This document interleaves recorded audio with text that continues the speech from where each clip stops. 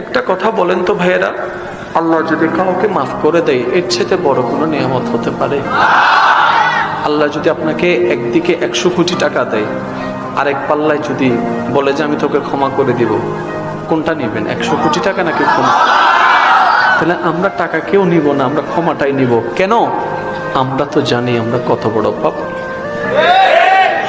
সত্যি করে একটা কথা বলেন, ঝগড়া অনেক করেছেন, দলাদলি অনেক করেছেন, নিজেকে জান্নাতি বলতে পারবো আমরা কেউ? বুকের মধ্যে হাত রেখে আমি জান্নাতে যাবো এমন কথা কেউ বলতে পারবো? তাহলে আমি জানি না আমি এখনো জান্নাতি কিনা, আমি জানি না এখনো আমি জান্নাতি কিনা, অন্যকে জাহান্নামে বলার কোনো অধিকার। কারণ জানেন কে? জোরে বলুন, জানেন কে? আমাদের উচিত কি জানেন?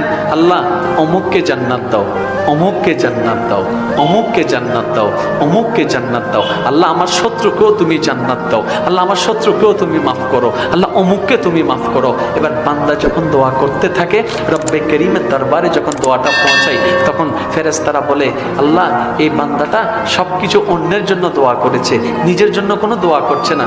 রব্বে করিম বলে তাই নাকি? হে আমার ফেরেশতা, কেন সে এই কাজটা করলো? বলে যে সে আজকে থেকে বুঝতে পেরেছে তুমি নাকি পছন্দ করো, যে অন্যের জন্য করে তুমি নাকি তার জন্য করো, যে অন্যের ভালো চাই তুমি নাকি তার ভালো চাও, যে অন্যকে মাফ করে তুমি নাকি তাকে মাফ করো। এই খবরটা শুনে সে এখন থেকে নিজের জন্য কিছু চাই না, অন্যের ভালো চাই, তোমার বান্দাদের ভালো চাই। এমনকি ভালো চাইতে চাইতে তার উদারমনতা এমন পর্যায়ে পৌঁছায় গিয়েছে সে নিজের শত্রুদেরও ভালো চাই। রব্বে করিম বলে যে অন্যের ভালো চাই, আমি তো তার ভালো চাই, সে যেহেতু অন্যের জন্য গুনাহ মাফ চাচ্ছে, জানায়ে দাও আমিও তার গুনাহ মাফ করে দিলাম।